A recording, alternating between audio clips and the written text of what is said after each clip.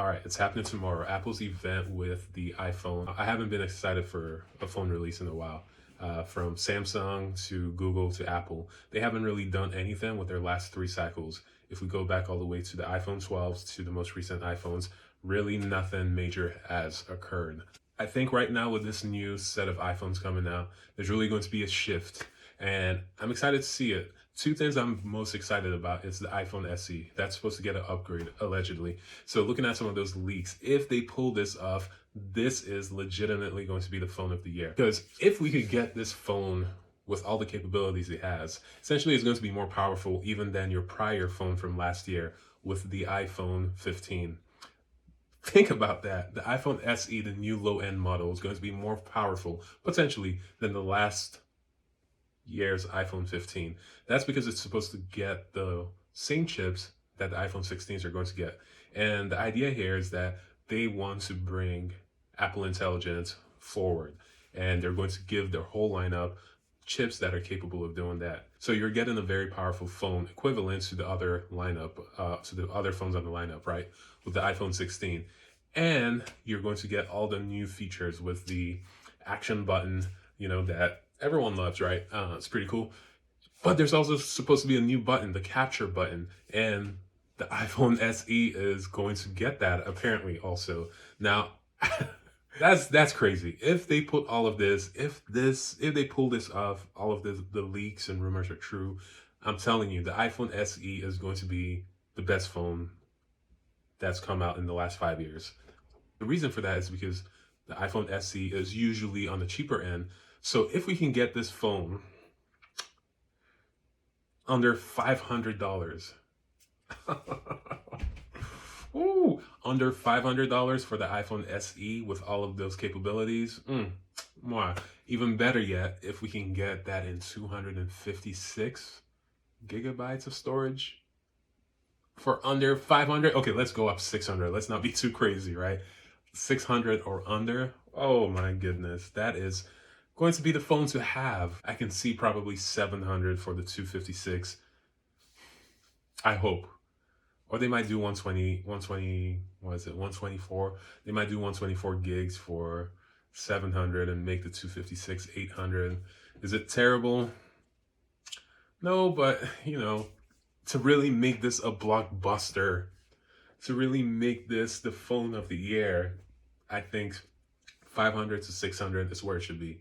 Okay, anyways, next item that I'm excited for, it's that capture button. Now, it's not supposed to just be any other type of button that you just press. Apparently, the action button is supposed to have some capacitive function. So let me bring my camera here. This is my old camera I used to have. It's the Canon S100. With this one, you zoom actually using the same area. It's in the same area as where your shutter button is. So we're all familiar with pressing down halfway to focus and then pressing down all the way to take the picture. It's cool, but is it revolutionary? No. And really the functionality is going to be so limited because most people just tap to focus. I don't really see that changing much just because there's this half button. What is really cool though is it's going to have capacitive features where you can slide and be able to zoom in. So by moving your finger one way or the other, you're able to zoom into your subject. Similar to how all of that functionality lives here on this shutter button on the iPhone with that capture button, supposedly it's going to have all of those features. Now, that is absolutely insane if they're able to do that, because it then adds a brand new functionality to your phone that actually makes it much more functional for videos. That's where it's going to be most useful, because if you're going to take a picture, you might as well just tap.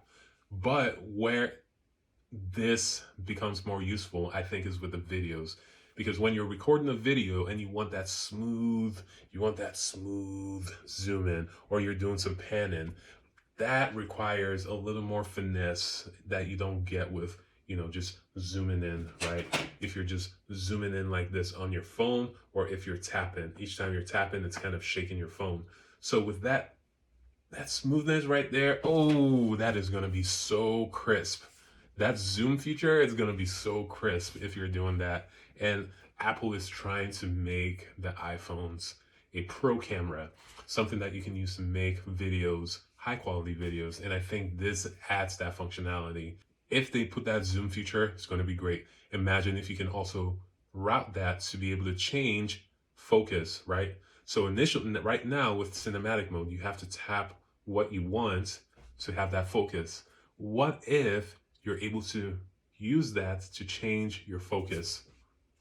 You see how that you see how this helps with the video, with the videography? Oh man. So if they put all of that in the iPhone SE, I mean, we're talking about a top-notch camera, a top-notch system for less than $600, $700 compared to some of these other phones with the Pixels and with the Galaxies. I mean, it's going to be the phone of the year. That's what I'm excited for. One more item that people aren't talking about too much, and maybe it might not be there, but there's supposed to be an upgrade on the battery system. If that comes true, that's going to be great.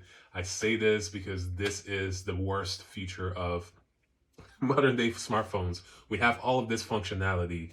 We have AI, we have cinematic mode, top-notch cameras, right? The processor is blazing fast. It can do a billion trillion processing in 1 second. But you leave your phone out in the car or it gets, in the sun too much, and guess what? You can't use your phone anymore. All of those features are useless because your phone's overheated and you can't do anything about that. That is whack, okay?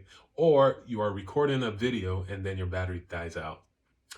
Look, you can put all of the features you want in a phone. You can make it as powerful as you want. But if that phone is not able to function fully when you need it and anytime you need it, then those features are pretty much useless. Because with AI, with all of these new technologies that they're packing in, your phone is going to get really hot. It's going to get overheated. And if your phone is overheating after 5-10 minutes and you can't really use that phone for long, I think it's a useless feature. Give me better battery cooling management, right? Keep the phone cooler and make sure that battery is able to keep up with what that phone is doing. Give me that instead of packing a bunch of gimmicky AI stuff, right? That's my wish list. That is my wish list. This is the one thing that I wish will be revealed with this new iPhones. Maybe it won't, maybe it will. We'll see.